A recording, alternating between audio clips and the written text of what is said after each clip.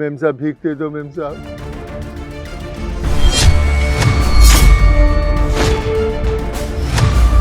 पापा बेटा तू खड़ा हो। बुड्ढे, तेरी इतनी हिम्मत मेरा पर्स चोरी करेगा? अभी रुक, पुलिस को बुलाती हूँ। नहीं मैडम, पुलिस को मत बुलाइए। अरे भैया, कैसी बातें कर रहे हैं आप? आपने देखा नहीं क्या कि कैसे ये बुड्ढा मेरा पर्स छीनने की कोशिश कर रहा था? मैडम जी, मैं तो बस इसलिए कह रहा था कि आप एक बार इनकी उम्र देखिए ना। अगर ये इस उम्र में भी चोरी कर रहे हैं तो शायद कोई ना कोई इनकी मजबूरी रही होगी, तभी ऐसा काम कर रहे हैं। अरे कोई मजबूरी नहीं होगी, अच्छे से जानती हूँ मैं इन जैसे लोगों को। मेहनत तो करनी नहीं होती है इन्हें, बस यही सारे तरीके ढूंढते हैं जल्दी पैसे कमाने के। देखिए मैडम, आपकी बात ठीक है, पर अब मेरी बात भी तो सुनिए ना। मैं रोज कैब चलाता हूँ और मुझे ऐसे दिन के 100 लोग मिलते हैं, उनमें से 90 लोगों की कोई ना कोई मजबूरी रही होती है, जिसकी वजह से वो बेचारे ना चाहते हुए भी ऐसा काम करते हैं। और इन अंकल को देख के मुझे ऐसा लग रहा है कि इनकी भी कोई ना कोई मजबूरी रही होगी जो उन्होंने ऐसी चोरी करी। और मैडम देखिए ना, ये तो अच्छा ही हुआ ना, आपका पर्स भी कौन सा चोरी हुआ है, तो आप जाने दीजिए ना, मैं आपकी लोकेशन में ड्रॉप कर देता हूँ। आपको लेट हो रहा होगा ना, आइए बैठिए। भैया, आप इनकी इतनी हिमायती क्यों बन रहे हो? मुझे तो लगता है ना कि आप भी इनके साथ ही मिले हुए हो। अरे नहीं मैडम, आप कैसी बातें कर रहे हो? कैसी बातें क्या, एकदम सही बोल रही हूँ मैं। मुझे तो लगता है ना, पक्का तुम लोगों का कोई गिरोह होगा जो इसी तरीके से पैसेंजर्स को लूटने का काम करता है। अब ये फंस गया है ना, तो तेरी भी पोल ना खुल जाए, इसी डर की वजह से इसे बचा रहे हैं ना। अब तू भी इसके साथ जेल जाएगा। मैडम जी देखिए, पुलिस को मत बुलाइए ना। एक बार आप मेरी बात सुनिए, मैं आपको सब कुछ सच बताता हूँ। क्या सच है, बोलो। असल में ये अंकल मेरे पापा हैं। अच्छा, तो मतलब पूरी की पूरी फैमिली ही चोरों से भरी हुई है। अभी रुको तुम लोग।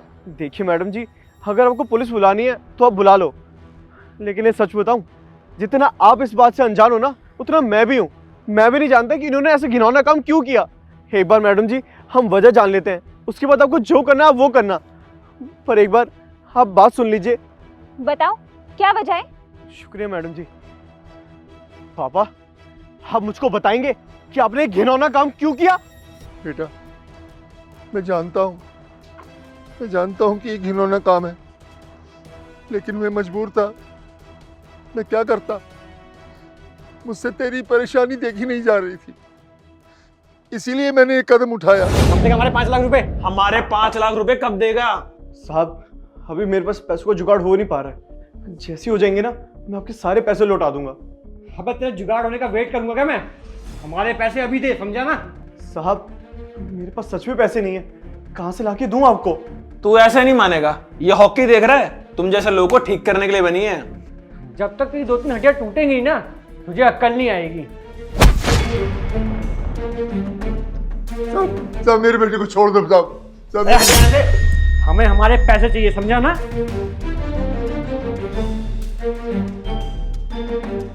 बेटा मैं तुम्हारे हाथ जोड़ता हूँ, मुझे 1 हफ्ते का टाइम दे दो, मैं तुम्हारे एक पैसा वापस लौटा दूंगा। अगर तू चाहता है कि तेरा बेटा सही सलामत रहे, तो हमें हमारे 5 लाख रुपए दिला दे। बेटा मैं तुमसे अपने बेटे की जान की भीख मांग रहा हूँ, मेरे पे विश्वास करो, मैं तुम लोगों को सारा पैसा वापस दे दूंगा। बस 1 हफ्ता और दे दो बेटा, सिर्फ 1 हफ्ता और। ठीक है बुड्ढे, दिया तुझे टाइम, लेकिन याद रखियो, अगर अगले हफ्ते पैसे नहीं मिले ना, तो अपने बेटे के हालत का जिम्मेदार ना तू खुद होगा। चल रजत।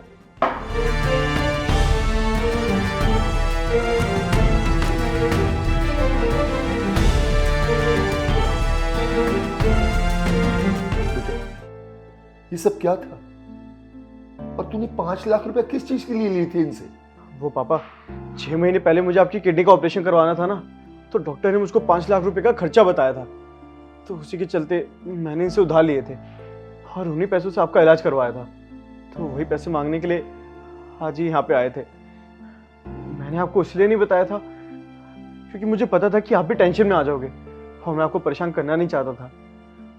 मैंने तो सोचा था कि मैं मेहनत करके इनके सारे पैसे लौटा दूंगा, पर किस्मत का खेल देखो, उन दिनों मेरी भी तबीयत खराब हो गई और मैं काम ही नहीं कर पाया, जिसकी वजह से आज बात यहाँ तक पहुँच गई।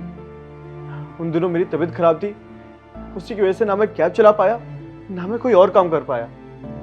और तो और मैंने अपने मालिक से भी बात करी थी।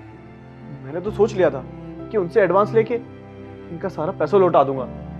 पर उन्होंने मुझको ये कह के मना कर दिया कि तुम लोग तो गरीब हो, तुम लोग मेरा पैसा कहां से लौटाओगे। तो इसलिए पैसों का जुगाड़ मेरा वहां से भी नहीं हो पाया। और आज ये लोग हमारे घर पे आ गए ऐसी बदतमीजी करने के लिए। मैंने तो बहुत कोशिश करी कि ये बात घर से बाहर रहे, घर के बाहर ही ये बात मैं सुलझा दूं और इनके सारे पैसे लौटा दूं। पर पापा मुझे माफ करना, मैं ऐसा नहीं कर पाया, मैं इनका कर्जा नहीं लौटा पाया और आज आपको ये सब देखना पड़ गया। मुझे माफ कर दो पापा। बेटा, मुझे तुझसे कुछ कहना है। हाँ पापा बोलिए। वो मकान मालिक भी आया था, हमने पिछले 3 महीने से तो किराया नहीं दिया ना, तो कह रहा था कि अगर इस महीने मेरा सारा किराया ना मिला तो हमारा सारा सामान जब्त कर लेगा और हमें घर से बाहर कर देगा। कोई बात नहीं पापा, आप परेशान मत हो, मैं जल्द से जल्द सबके पैसे लौटा दूंगा, मैं उनका किराया भी भर दूंगा। आप परेशान मत हो, मैं हूं, मैं सब संभाल लूंगा। क्या करूं बेटा, मैं चाहकर भी तेरी मदद नहीं कर पाऊंगा। जब से मेरी किडनी का ऑपरेशन हुआ है ना, ये किसी काम का नहीं रहा। ये बीमारी ना मुझको लगी होती तो मैं मेहनत मजदूरी करता, जो भी करता, तेरा हाथ तो बटाता है ना बेटा। पापा आप क्यों टेंशन ले रहे हो, मैं हूं ना, मैं सब ठीक कर दूंगा। आप बस भगवान पे भरोसा रखो, वो कोई ना कोई रास्ता जरूर निकाल लेंगे। आप परेशान मत हो, सब ठीक हो जाएगा। यही बात थी बेटा, मुझे ये ठीक लगा कि मैं चोरी करके तेरा सारा कर्जा उतार सकता हूँ। पापा मैं समझ गया कि आपने ये सब जो भी किया वो मेरे लिए किया, पर एक बार आप खुद भी तो सोचिए ना, अगर मेरी जगह यहाँ पे कोई और होता और अगर वो पुलिस बुला चुका होता तो क्या होता। अरे मेरी परेशानी कम होने के बजाय बल्कि और बढ़ जाती। देखिए अंकल जी, मैं आपकी परेशानी समझ रही हूँ, पर क्या आपने ये सोचा कि जिसके आप पैसे चुराने जा रहे हैं वो भी किसी परेशानी में हो? आपने अपने बच्चे की परेशानी कम करने के लिए ये तो सोचा ही नहीं कि जिसके आप पैसे चुरा रहे हो वो कितना परेशान होगा, उसका कितना नुकसान होगा। हाँ बेटा, मैं जानता हूँ कि मैंने गलती कर दी, लेकिन मुझे अपने बच्चे की परेशानी के सामने कुछ नहीं सोचा और ये गलती कर बैठा। देखिए पापा, आप एक बात हमेशा ध्यान रखना कि ऊपर वाला सब देख रहा है। हमें कभी भी अपनी परेशानी कम करने के लिए कोई भी ऐसा कदम नहीं उठाना चाहिए जिससे दूसरों को तकलीफ पहुंचे। पापा ये सब जो होता है ना, ये सारा हराम का पैसा होता है, और ये बात आप भी अच्छे से जानते हो कि किसी को भी हराम का पैसा कभी नहीं फलता। पापा बस हमें अपने कर्म अच्छे करने चाहिए, भगवान कोई ना कोई रास्ता जरूर निकाल लेंगे। और आज के बाद आप भी कभी भी अपनी परेशानी कम करने के लिए कोई भी गलत रास्ता मत चुनना।